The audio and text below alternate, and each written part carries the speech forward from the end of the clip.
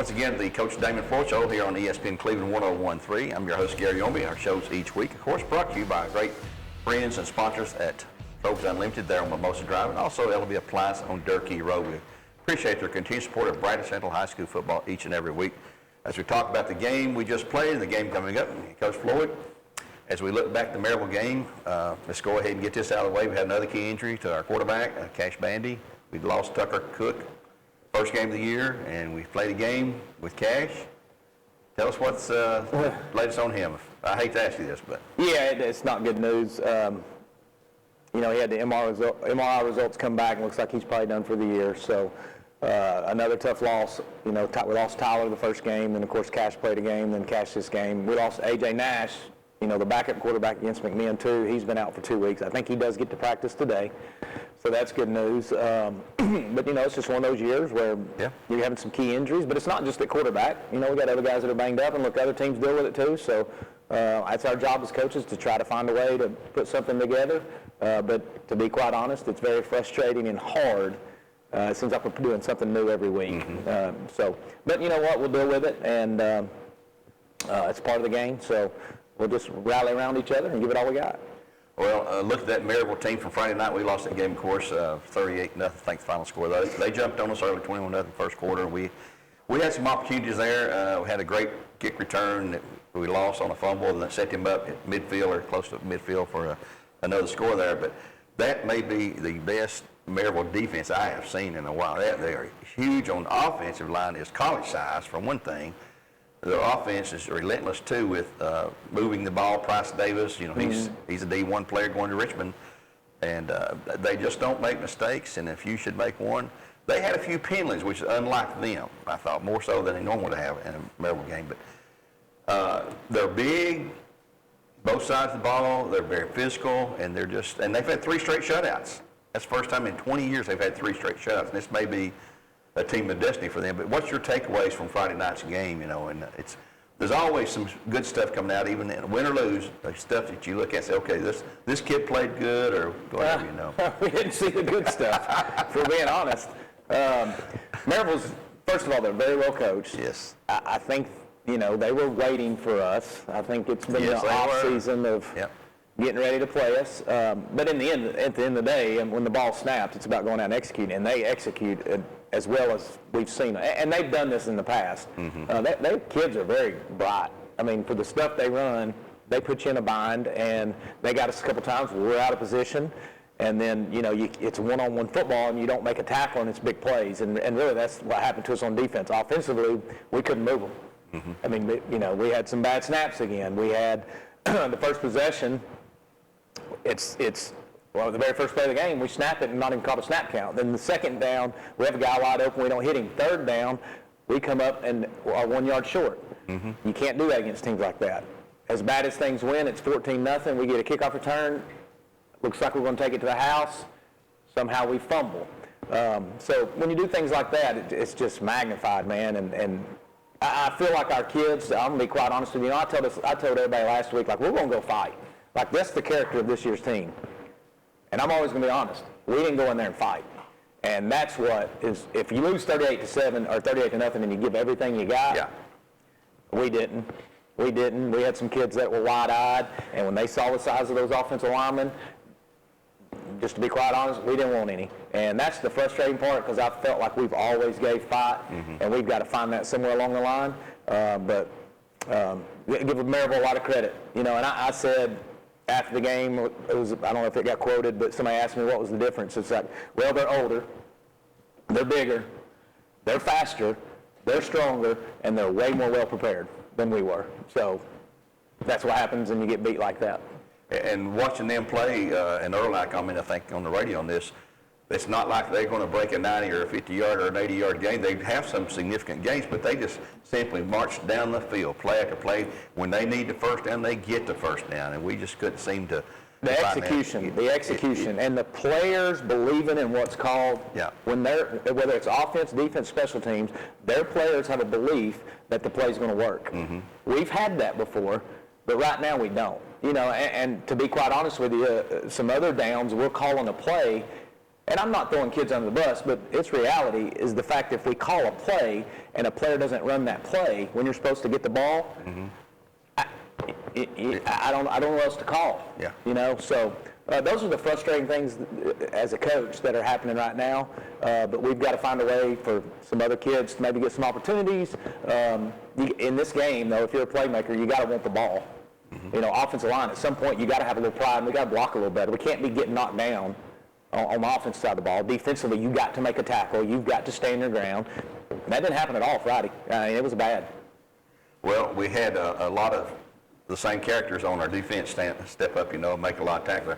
Well, a name we call a lot Friday that we hadn't called too much in the past was Kenyon Phelps, who came in and played really hard. I thought was in on a lot of tackles. Probably should call his name more than we did, but he was truly into the game, seemed like Friday night. And I'm very disappointed, obviously, but we do have kids that are really playing hard. Kenyon's one of them. He's learning more and more now of how we do stuff. We're starting to move him around on defense, put him in position. Wiley, same Wiley. He had a ton of tackles. Zane had a lot of tackles. So those are guys that stick out that every play they're giving relentless effort. And those guys didn't miss tackles. If they get a chance to make a tackle, those three guys are bringing you down.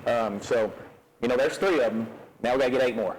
And then offensively, we had some guys, too, that played really hard. I thought Luke Hagee, our left tackle, he graded out at 87%. Chris Myers, right guard, graded out at 88%. So those two linemen, those are winning efforts that we can rally behind. Now we got to get everybody else called up. 2 out of 5 ain't enough. 2 out of 5, no, never is, no matter who you're playing. Yeah, not in 6A football there. Can we get through one game without a major injury? Well, I sure hope so. And everybody knows about our quarterback situation, but we're missing Timmy Gay last week. There's just a lot of injuries right now that, other than our quarterback, that other people are getting an opportunity if they take advantage. And right now, that's not happening. So, hopefully we can stay healthy this week and give a good effort. With a young team like we have, an inexperienced team, it just gets younger. Anytime somebody gets hurt, we see younger, a little bit more experienced.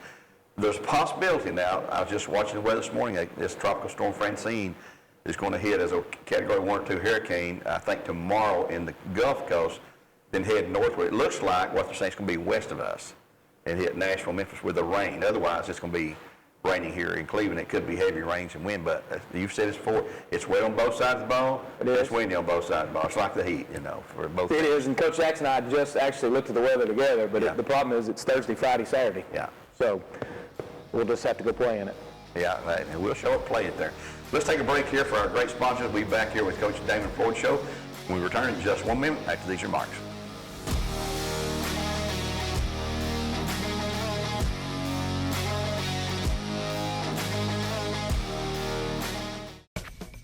Welcome to L&B Appliances, serving the greater Cleveland community for over 30 years. Family owned and locally operated, L&B Appliances specializes in top name brand appliances like Whirlpool, Maytag, and Amana. Stop by the showroom today and speak with our sales and service team about your appliance needs. Financing and free delivery is available for those who qualify.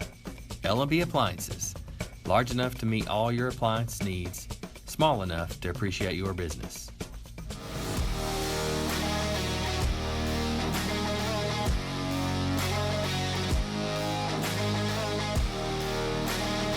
Welcome back to the Coach Damon Floyd Show here on ESPN Cleveland 101.3. We talked about coming up a big rivalry game this week, Walker Valley, who took it on the chin from Cleveland last week, 51-23, I believe was the final there at Cleveland High School. They'll be coming to Bear Stadium again. And, Coach, we've played them 19 times for 18-1. That one loss in 2014 and 17-30, I believe. Right here, too, though.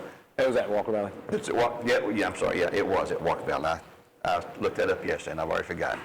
And they're coming in here with revenge on their mind, somewhat, I guess, and they're wanting to make a statement. They were in the semifinals last year like we were.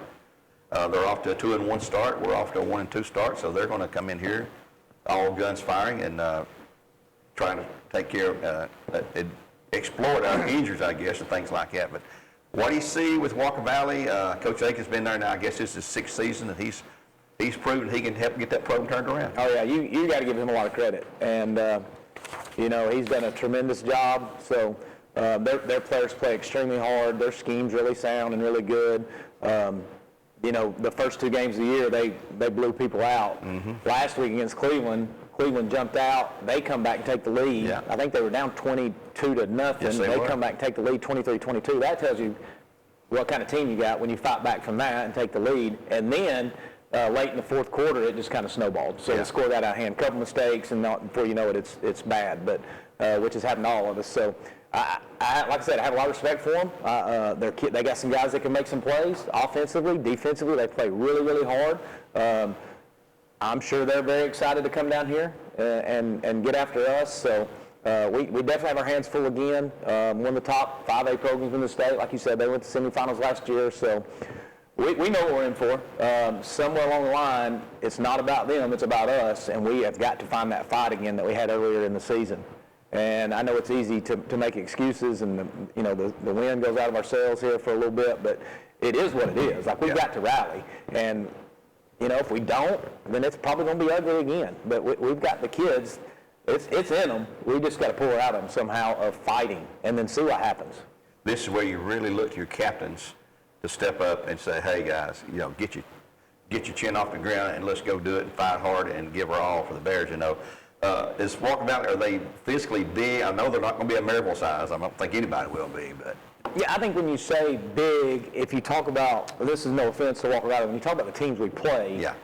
no, they're nowhere near the biggest team we're going to play, but they're size-wise, they're pretty even with us. We're not very big. Yeah. This is one of the smallest teams we've ever had. So I think the size and the speed, we're pretty equal, as a team. So I think it can be a good ball game, but we can't have bad snaps. We can't have turnovers. We can't have penalties. If we do, then you're going to see the same results we've had, and those aren't good. So defensively, we've got to step up. Everybody knows the situation we're in. So defensively, we can't go out there and give up 35 points and expect to win. We have got to keep this thing low scoring to even have a chance. So to be quite honest with you, today's Tuesday, and we've got an offense installed. When you practice on Monday, it's not a real practice. You got a JV game, you got a lot of things going on. You're trying to correct mistakes from previous Fridays. So you go out and put some stuff in, you practice. But we have to go out and see how it works today to even, what we're thinking is even going to be a possibility. But the good thing is, look, A.J. Nash is a quarterback. He comes back today. And then, of course, Tucker Cook, Tyler's little brother, he can still throw the ball some. So, Right. We just got to get those guys as caught up as we can for a big game Friday. Well, it's going to be fun. It's going to be exciting. We're going to have a big crowd here. I mean, it's always fun playing them. And you've preached this philosophy. It's the next man up. If somebody goes down or is injured or winded or whatever, can't play, you got to step up there. And like I said, it's where you rely on your captains to get, keep the momentum, keep the positivity thing coming on there. It's a very physical game. Nobody's going to feel sorry for us. I mean, We've gone through this before. They've gone through it. They've got some injuries. They lost Zeke Garrison, who was one of their mainstays defensively up there. And I don't know who he is or anything about it, but I've talked to their guys at Walker Valley. They said, yeah, that was a huge blow. Yeah, he's a good player, very good player.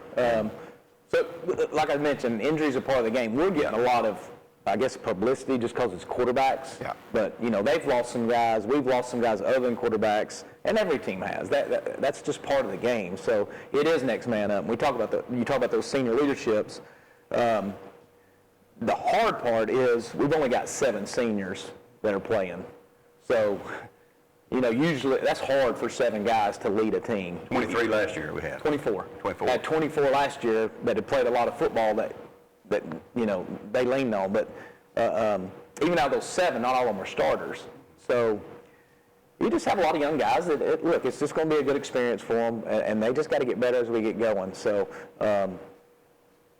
bottom line is nobody's feeling sorry for us. We've got to go to practice and get to work and try to be ready for Friday. Well, we hope to see all you fans there Friday night. The Bear Nation needs to show up in mass so we can get a big crowd there in Bear Stadium and have a go at it. It'll be Bradley Central hosting Walker Valley. 7 o'clock kickoff. We'll go live on ESPN Radio at 5:30 with a pregame show, including this interview, and a player review and our football panel, of course. Until next time, this is Gary Ownbey saying so long for now. God bless and go Bears.